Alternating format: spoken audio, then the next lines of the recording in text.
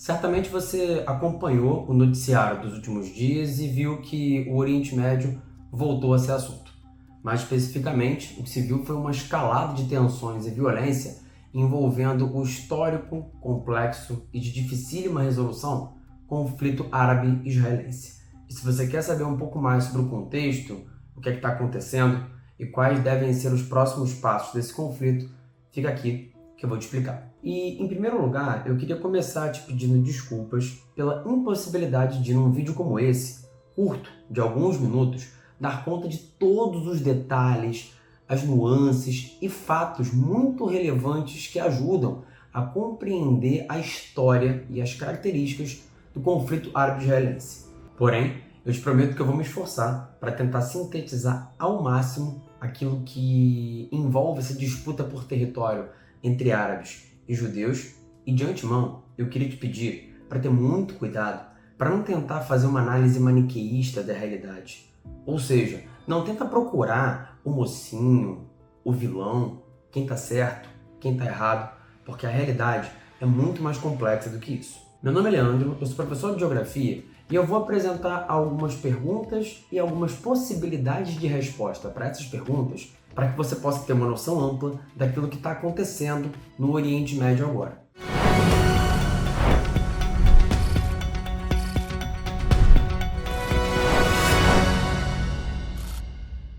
Eu quero começar te dizendo aonde fica o Oriente Médio, ou seja, espacializando o conflito.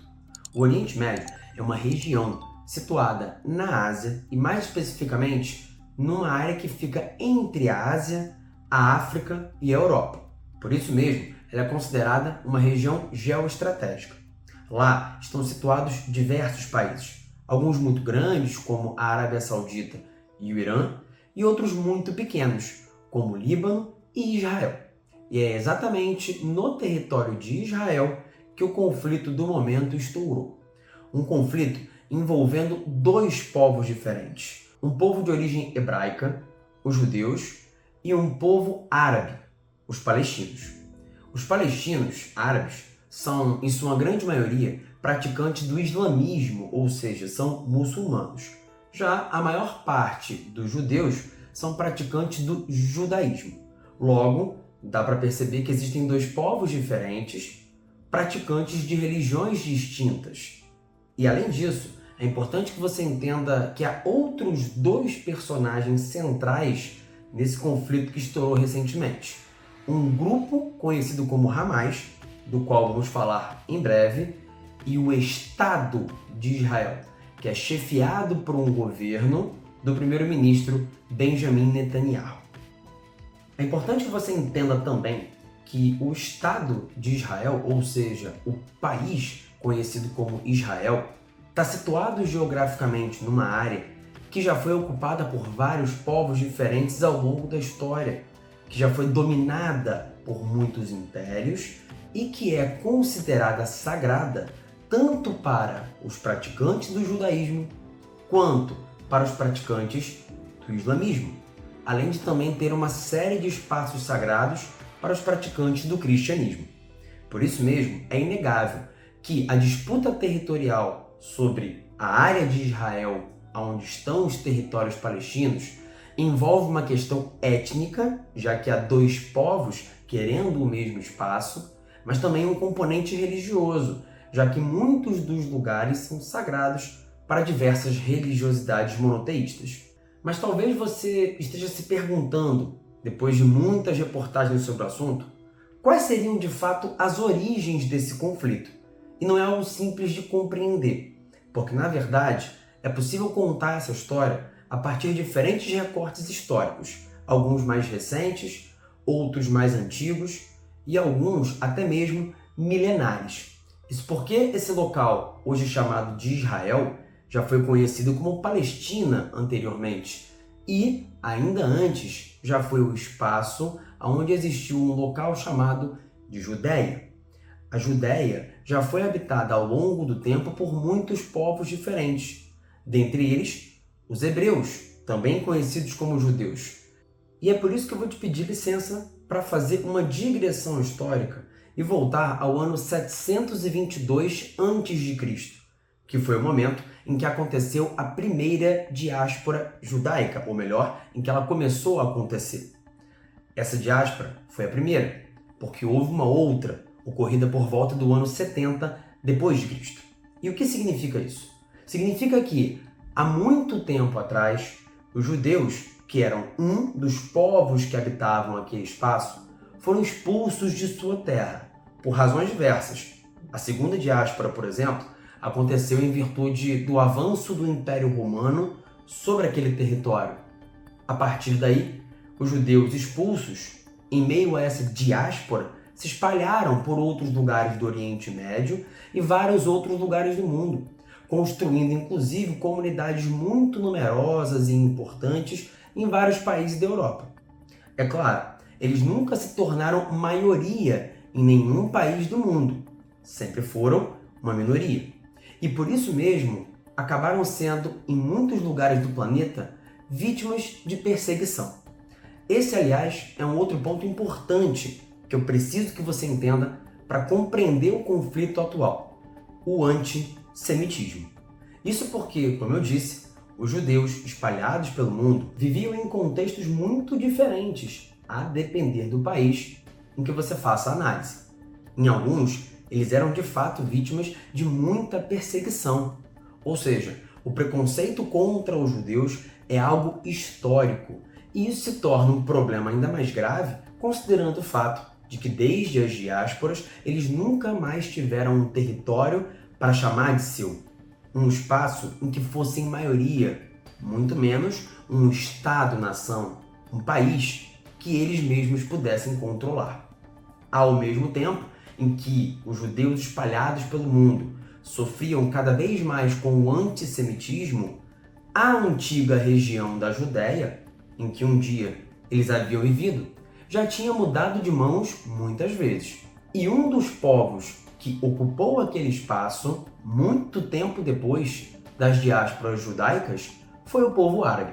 Isso aconteceu especialmente a partir do ano 638 depois de Cristo, uma vez que essa era a época da expansão do Império Árabe, que aconteceu também ao mesmo tempo em que ocorria a expansão do islamismo. Desse momento em diante, foram séculos em que a antiga Judéia, já chamada de Palestina, passou a ser, ocupada pelos árabes, o lar de muitos desses árabes, que fizeram dali, por gerações, o seu território. Um território no qual começaram a construir uma série de templos que passaram a ser espaços essenciais e sagrados para a sua religião, o islamismo.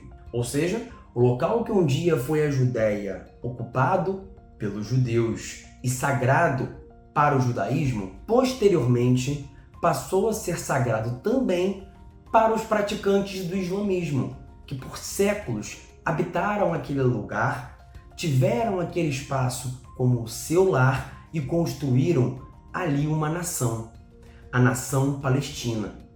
E com isso tudo que eu te expliquei até agora, eu acredito que você tenha conseguido entender algo muito importante. É dificílimo dizer quem é que tem direito legítimo àquele território, já que os dois povos, árabes e judeus, ocuparam aquelas terras por muito tempo e fizeram delas, por algum tempo, o seu lar, o seu espaço, o seu lugar. Pois bem, com o que eu te falei até agora, já é possível que você compreenda os antecedentes do conflito árabe-israelense. Mas agora eu vou te falar quando é que, para muitos analistas, ele começou. E eu quero que você volte comigo no tempo para o século XIX, para o final do século XIX, quando surgiu um movimento nacionalista de origem judaica reivindicando o direito a que os judeus tivessem um país para chamar de seu. Esse movimento ficaria conhecido como movimento sionista, e ele conclamava os judeus de vários lugares do mundo a se unirem e a voltarem para aquela que é, para muitos, a sua terra santa, e que correspondia ao que naquele momento, no final do século XIX, era uma área chamada de Palestina, ocupada por um povo árabe, praticante em sua grande maioria do islamismo, e que já habitava ali há diversas gerações, há séculos, porque, como eu te disse, eles já tinham ocupado aquele espaço pelo menos a partir do ano 638. Aos poucos, o movimento nacionalista sionista ganhou força e, incentivado financeira e politicamente por judeus de vários lugares do mundo, especialmente das comunidades judaicas dos Estados Unidos e da Inglaterra, bastante numerosas, muitos foram os judeus que começaram a migrar para o então território da Palestina, na época dominado pelo Império Turco-Otomano. Só que aí veio a Primeira Guerra Mundial, e com a Primeira Guerra Mundial houve um rearranjo do tabuleiro geopolítico do mundo, incluindo o Oriente Médio e a região da Palestina, que deixou de ser controlada pelos turco-otomanos e passou para o controle do Reino Unido, que estabeleceriam ali um mandato britânico. Isso é, a Palestina agora era britânica, ainda que ela continuasse povoada predominantemente por árabes e islâmicos. Só que os britânicos se comprometeram a incentivar a migração de judeus para a Palestina, se comprometeram a incentivar o movimento sionista. E com isso, houve o aumento do deslocamento geográfico de judeus de vários países do Oriente Médio, de vários países da Europa e de outros lugares do mundo em direção às terras da Palestina. Aos poucos, a população judaica aumentou. Para que você tenha uma noção, os judeus eram aproximadamente 6% da população total em terras palestinas no ano de 1917, ainda em meio à Primeira Guerra Mundial. Mas em 1945, ano que terminou a Segunda Guerra Mundial, os judeus já compunham aproximadamente 33% da população em terras palestinas. E você há de imaginar, à medida que cada vez mais judeus migravam em direção à Palestina, cada vez maior era o incômodo de muitos dos árabes islâmicos que ali estavam, que percebiam que, na visão deles, a sua terra estava sendo tomada por estrangeiros.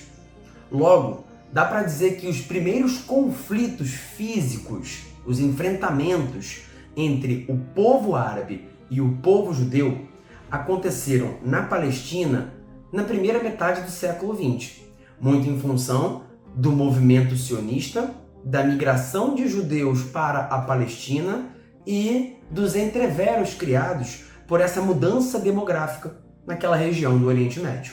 Nesse momento você pode estar se perguntando, mas todos os judeus do mundo se sentiram impelidos pelo movimento sionista a migrarem para a Palestina para que ali pudessem criar um Estado para chamar de seu? E a resposta é não. O movimento sionista não foi comprado por todos os judeus. Mas é importante que você lembre de uma coisa, que é fundamental para que esse contexto seja montado por completo. Em meio à Segunda Guerra Mundial, o antissemitismo, isso é, o preconceito e a perseguição contra os judeus, cresceu como nunca, especialmente na Europa. Por isso mesmo, muitos foram os judeus europeus que fugiram em direção às terras da Palestina. É fundamental lembrar que houve, em meio à Segunda Guerra Mundial, um holocausto, um assassinato em massa de milhões de judeus.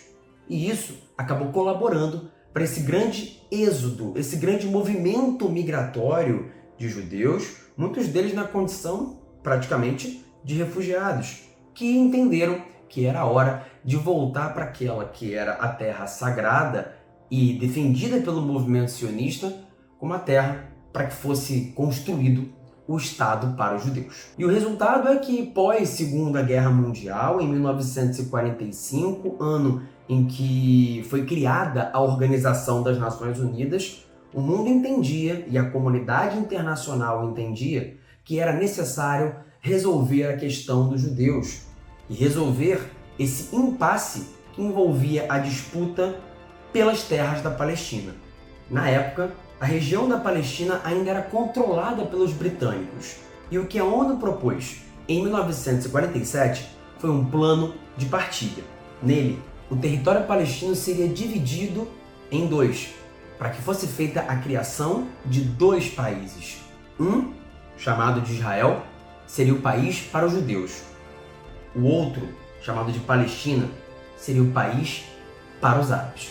Entretanto, essa solução não foi bem aceita por todos. Os judeus, minoria e sem muito a perder, aceitaram. Os palestinos, maioria da população na época, recusaram, porque entenderam que não havia lógica dividir um território com um outro povo, sendo que antes toda aquela área era ocupada majoritariamente por eles, e havia sido assim pelos vários séculos anteriores. No fim das contas, sem solução, no ano seguinte, em 1948, os israelenses declararam a independência de seu território. E essa declaração de independência de Israel, em 1948, conhecida como o marco da fundação do Estado de Israel, acabou dando início ao que se conhece como a Primeira Guerra Árabe-Israelense. Conhecida como Guerra de Independência pelos judeus, afinal de contas foi ali que eles passaram a ter o controle sobre um território e puderam finalmente ter um país para chamar de seu, mas conhecida como Nakba, ou a catástrofe, pelos palestinos, pois aquele foi o momento em que, ao serem derrotados pelos judeus, eles perderam o controle sobre grande parte das terras que habitavam até então. Muitos dos palestinos, inclusive, centenas de milhares deles, se transformariam dali em diante em refugiados. Essa é, inclusive, a condição de muitos do povo palestino. Vivem como refugiados de guerra em vários lugares do mundo, seja no Oriente Médio, na Europa, no continente americano ou em outras partes do planeta. Mas antes de falar um pouco mais sobre a condição de vida atual do povo palestino, eu quero te contar um pouquinho sobre outras duas guerras muito importantes nesse contexto de conflito árabe-israelense. Uma delas aconteceu em 1967. Foi a famosa Guerra dos 6 Dias, em que vários países vizinhos ao atual território de Israel se uniram para enfrentar os judeus com o objetivo de apoiarem a causa árabe-palestina e retomarem os territórios então controlados pelos israelenses. Entretanto, mais uma vez, os judeus saíram vitoriosos. E ao vencerem essa guerra, eles ampliaram em muito o seu território, tomando a faixa de Gaza e a península do Sinai, até então controladas pelo Egito, a Cisjordânia, até então controlada pelo país vizinho, a Jordânia, e ao norte eles obtiveram para si o controle das colinas de Golã, até então dominadas pela Síria. Derrotados, os árabes se uniram mais uma vez para uma nova tentativa, e ela aconteceu em 1973, na Guerra de Yom Kippur. Guerra que, inclusive, está completando 50 anos, agora em 2023. Nessa guerra, mais uma vez uma coalizão de países árabes se uniu para enfrentar Israel, para tentar retomar os territórios que haviam sido perdidos anteriormente, e mais uma vez os árabes saíram derrotados, muito em função do grande poderio militar, tecnológico e financeiro de Israel e dos judeus, mas também do apoio financeiro e bélico de grandes potências ocidentais, como o Reino Unido e os Estados Unidos, que há tempos são aliados estratégicos dos israelenses no Oriente Médio. Você pode estar se perguntando agora se, além das guerras, houve algum tipo de proposta de paz. E sim, o próprio Plano de Partilha, lá de 1947, é um exemplo de proposta de paz, que infelizmente acabou não se concretizando. Mas um outro caso famoso aconteceu em 1993, quando depois de anos de negociação e de maneira surpreendente, os líderes de Israel e do povo palestino chegaram a um acordo. Por esse acordo, finalmente a resolução do plano de partilha seria colocada em prática. A Palestina passaria a ter um território para chamar de seu. Israel se comprometeu a devolver o território da faixa de Gaza e uma grande parte da Cisjordânia para que estas pudessem ser administradas diretamente pelo povo palestino. E em troca, os palestinos se comprometiam a reconhecer o Estado de Israel, a sua existência e a manter relações diplomáticas amigáveis uns com os outros. Parecíamos próximos da paz, mas isso infelizmente não aconteceu, pois o então primeiro-ministro de Israel, um dos principais artífices do acordo, Yitzhak Rabin, foi assassinado. E aí você pode estar pensando, por um palestino? Não, por um judeu. Por um judeu radical, que considerou que Yitzhak Rabin, judeu, primeiro-ministro de Israel à época, era um traidor, pois nenhum centímetro de terra poderia ser devolvido ao controle palestino. E com isso, a gente entra numa outra coisa importante para analisar esse cenário. Quais são os entraves à paz? E por que é que esses acordos de paz nunca se concretizam, nunca levam ao término efetivamente desse conflito? As respostas são muitas, e eu vou te falar algumas delas. Primeiro, temos uma questão central: Jerusalém, uma cidade sagrada para judeus, islâmicos e cristãos, e da qual ninguém abre mão. Aliás, o Estado de Israel anunciou em 1980 que Jerusalém, a partir dali, seria a sua capital. E esse aparentemente simples anúncio foi o responsável por desencadear uma grande reação no lado palestino. Ou seja, tanto árabes quanto judeus querem Jerusalém para si, ter o controle sobre ela e o controle irrestrito aos lugares que consideram sagrados para as suas respectivas religiões. Outro ponto de discórdia envolve a água. Israel é um país situado predominantemente em áreas desérticas, com poucas fontes de água perene, uma delas o Rio Jordão. E um dos embates entre os dois povos é sobre quem controlaria as águas do Rio Jordão numa hipotética e improvável solução de dois estados, com a formação oficial de um país para os palestinos ao lado de Israel, o país dos judeus. Outra questão grave envolve a questão dos assentamentos.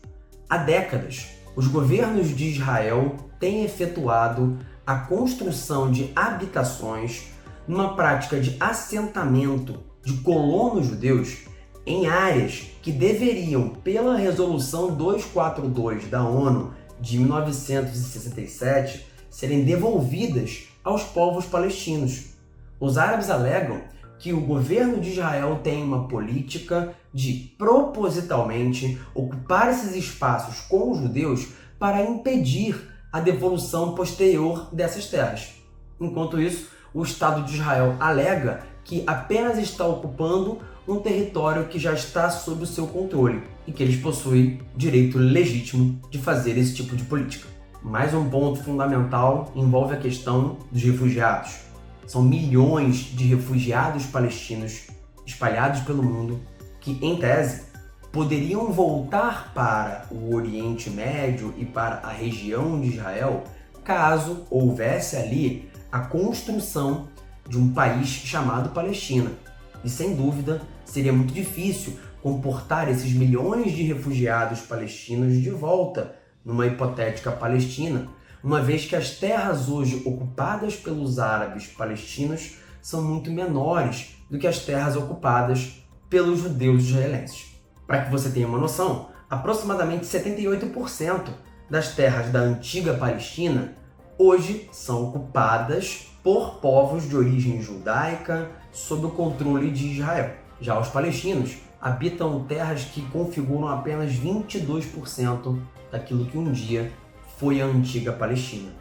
Ou seja, muita gente para pouca terra. E por fim, mas não menos importante, temos a questão dos radicais. Acredite, a grande maioria dos judeus e dos palestinos defendem a solução de dois estados. Defendem a conversa, o diálogo, a diplomacia. Entretanto, existem minorias radicais árabes e minorias radicais entre os judeus. Essas minorias não aceitam uns aos outros e boicotam quase todas as negociações que ocorrem entre as partes. E falando em radicalismo, eu preciso comentar sobre o Hamas e o contexto no qual ele surgiu. Vamos voltar para 1978. Esse foi o ano em que aconteceu a assinatura do famoso Acordo de Camp David, um acordo entre israelenses e egípcios. Egípcios que até então eram fortes aliados dos palestinos na tentativa de retomar os territórios perdidos. Lembrem-se, em 1967, os egípcios lutaram contra os israelenses e perderam. Em 1973, a situação se repetiu. Por isso, quando em 1978 o Egito e Israel fizeram um acordo no qual reconheceram um ao outro e passaram a estabelecer relações diplomáticas, isso fez com que gradualmente o apoio dos demais países árabes à causa palestina acabasse diminuindo.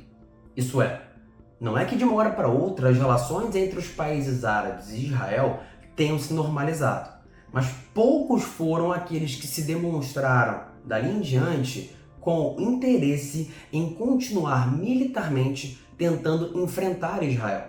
Afinal de contas, de todos aqueles que haviam enfrentado os israelenses, os mais fortes eram os egípcios, e agora eles haviam feito um acordo com Israel. Isso inclusive explica o porquê, em 1980, os israelenses anunciaram que Jerusalém era a sua nova capital. É pouco provável que eles tivessem feito esse anúncio sem a certeza de que dificilmente seriam atacados pelos rivais. Afinal de contas, como eu te disse, Jerusalém envolve uma questão muito sensível para os islâmicos e para os judeus. E os islâmicos são maioria nos países vizinhos a Israel. Dali para frente, ao longo dos anos 80, o que o mundo começou a ver foi uma piora progressiva nas condições de vida do povo palestino que ainda habitava nas terras que agora estavam sob o controle de Israel. Depois do acordo de Camp David, os israelenses devolveram a península do Sinai para os egípcios, mas em troca continuaram com o controle da faixa de Gaza. Ademais, eles também não devolveram a Cisjordânia e as colinas de Golã, que continuam sendo, na prática, terras israelenses até os dias de hoje. E é nesse cenário de piora das condições de vida, de dificuldade em acessar elementos básicos como água e alimentos, que a população palestina acabou se revoltando. Não toda ela, mas uma parte, em especial a juventude. O que acabou fazendo com que no ano de 1987 ocorresse um levante popular, conhecido como Intifada. A primeira Intifada deixou claro para o mundo a assimetria de poder e de condições entre palestinos e israelenses. Os palestinos, em sua grande maioria jovens, munidos de paus e pedras, tentavam, de maneira inútil, atacar os exércitos israelenses que respondiam com munição de armas de fogo. E essa assimetria fez com que o mundo voltasse outra vez suas atenções para o conflito árabe-israelense e houvesse a tentativa de incentivar alguma negociação para que pudéssemos ter um acordo de paz. Só que enquanto alguns entendiam que o caminho para a paz era através da diplomacia, outros achavam que a diplomacia não levaria a lugar nenhum. E dentre esses estavam alguns palestinos que fundaram, em 1988, um movimento conhecido como Hamas. Essa palavra Hamas, na verdade, é uma sigla, e que traduzida para o português representa o nome de um grupo que se chama Movimento pela Resistência Islâmica. E esse grupo surgiu ali, no final dos anos 80, em meio à desesperança generalizada entre muitos dos palestinos, defendendo que o caminho para a solução territorial não era através de diplomacia. Por isso mesmo, desde o seu estatuto de fundação, o que o Hamas defende é a Jihad, ou seja, a Guerra Santa. Segundo eles, não há qualquer possibilidade de uma solução para o problema palestino que seja pela via diplomática. Aliás, eles alegam que as negociações de paz e acordos entre os líderes são uma farsa. Na visão deles, a Palestina é uma propriedade islâmica e, portanto, indivisível. Ou seja, não há no estatuto do Hamas, nem nas ideias defendidas pela maior parte de seus integrantes, uma solução que contemple a existência de dois estados, um para os palestinos e um para os judeus. De início, o Hamas tinha um poder de fogo muito limitado e, na prática, eles acabavam agindo através de atentados suicidas. Com o tempo, entretanto, eles ganharam capilaridade, receberam apoio de grupos estrangeiros, inclusive de países vizinhos, e passaram a ter mais armas e mais capacidade de influenciar parte da sociedade palestina. Entretanto, é fundamental que você compreenda que a maioria dos palestinos não apoiam o Hamas e muito menos a maior parte das ações praticadas pelo Hamas, o que inclui atos de terrorismo. Inclusive, é importante que você saiba que há dois grupos políticos principais que tentam representar o interesse e a causa dos palestinos. Um deles é um grupo moderado, chamado de Fatah, e que hoje governa as áreas palestinas situadas na Cisjordânia, um território dentro do Estado de Israel. O outro é o Hamas, um grupo radical que atualmente controla a região da faixa de Gaza. Só que nem sempre foi assim. Na verdade, até 2006, o Fatah, o grupo moderado dos palestinos, que tenta uma solução através da diplomacia e é liderado por um homem chamado Mahmoud Abbas, teve o controle sobre a faixa de Gaza e a Cisjordânia. Entretanto, em 2006, o Hamas assumiu o controle da faixa de Gaza, expulsou o Fatah, e isso acabou levando o Estado de Israel imediatamente, no ano de 2007, a efetuar um rigorosíssimo controle comercial sobre o território de Gaza.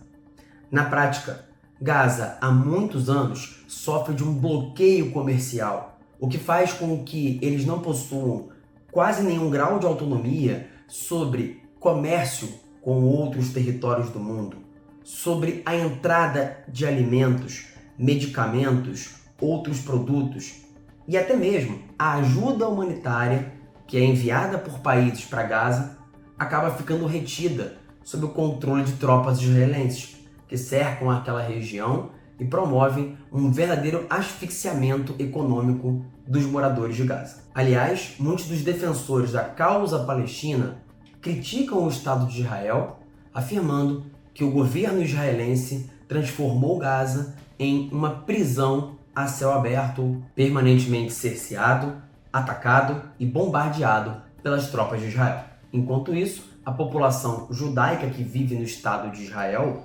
desfruta, de modo geral, de boas condições socioeconômicas. Afinal de contas, é bom lembrar que Israel é um dos países com maior desenvolvimento tecnológico e econômico do planeta. Porém, há de se convir que a população judaica israelense vive num país que é cercado por adversários políticos e há, portanto, um temor constante de que haja algum tipo de ataque, como aconteceu, infelizmente, alguns dias atrás. Pode ser também que você esteja se perguntando, mas e o Brasil? Como se posiciona nessa história? Bom, a diplomacia brasileira tem um histórico de neutralidade. Isso significa que, normalmente, o Brasil executa aquilo que é votado e aprovado por resoluções da ONU na Assembleia Geral ou no Conselho de Segurança. Aliás, uma das polêmicas que permeou a internet nos últimos dias foi em relação ao fato de o governo brasileiro não definir oficialmente o Hamas como uma organização terrorista.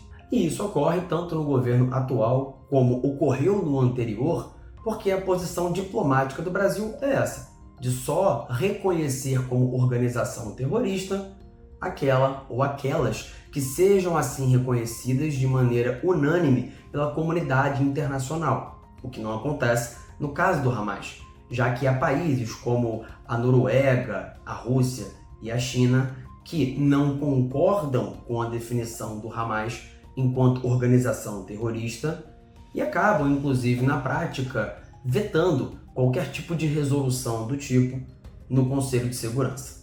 Aliás, falando em ONU e Conselho de Segurança, Eu quero te lembrar que desde 1967, a ONU, através da Resolução 242, definiu que Israel tinha que devolver os territórios que estava ocupando irregularmente na faixa de Gaza e na Cisjordânia, para que ali pudesse ser construído o Estado palestino. Portanto, na prática, Israel está há décadas descumprindo uma resolução das Nações Unidas. Porém, dificilmente haverá algum tipo de sanção, punição ou embargo praticado pela comunidade internacional a Israel, uma vez que para isso seria necessário a aprovação do Conselho de Segurança. E é sempre bom lembrar que o Conselho de Segurança tem 15 membros, mas 5 têm poder de voto e de veto. São eles os Estados Unidos, o Reino Unido e a França, a Rússia e a China. E muitas são as situações em que não há acordo entre esses países, o que acaba resultando em vetos em grande parte das discussões que versam sobre a possibilidade de aplicar punições a algum país da comunidade internacional. E aí, apesar de, desde o início do vídeo, eu ter pedido a vocês que tentassem não tratar essa questão de maneira maniqueísta e não tentassem encaixar um dos lados como representante do bem e o outro como representante do mal, na prática, grande parte da sociedade brasileira e mundial está fazendo discussões a respeito do assunto. O Hamas alega que a sua ação foi uma reação ao avanço do sionismo, dos assentamentos de colonos judeus ocorridos de maneira ilegal, ao bloqueio econômico e territorial de Gaza e à profanação de espaços sagrados islâmicos, como a Mesquita Al-Aqsa, situada em Jerusalém e que é o terceiro lugar mais sagrado do mundo para o islamismo.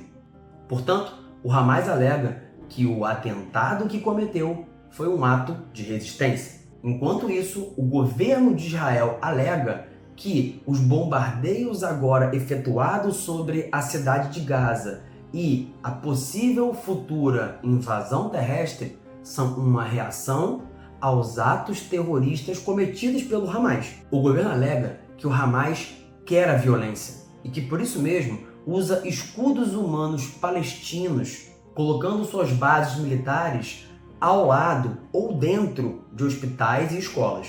Nesse contexto, o que o governo de Israel anunciou foi um bloqueio total a Gaza. Não entra água, não entra comida, a eletricidade e o gás foram cortados. Como resultado, a situação dos palestinos que vivem em Gaza, que já é muito ruim, tende a piorar. E é sempre bom lembrar que aquele é um território cercado. Não há a possibilidade de os palestinos que vivem em Gaza migrarem para Israel, tampouco há a chance de que eles consigam se deslocar para um outro país, porque a única passagem terrestre existente entre Gaza e um outro território que não Israel é a passagem de Rafah, na fronteira com o Egito, e ela também está fechada. Segundo um membro do governo israelense, em suas próprias palavras, abre aspas, estamos lutando contra animais humanos e assim reagiremos de acordo, fecha aspas.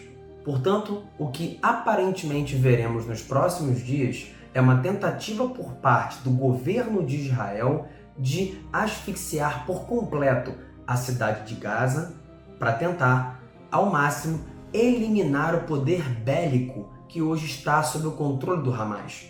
Para isso, provavelmente, acontecerá uma invasão terrestre e, como resultado, infelizmente, é muito provável que a gente acabe vendo a morte de milhares de pessoas, sendo a maioria delas civis.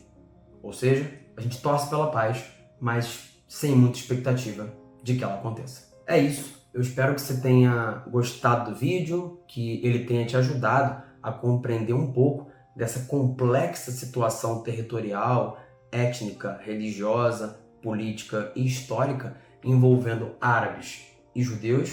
E se você tem alguma dúvida, acha que tem algum ponto relevante que a gente não conseguiu citar no vídeo, deixa aqui nos comentários que eu vou tentar te responder.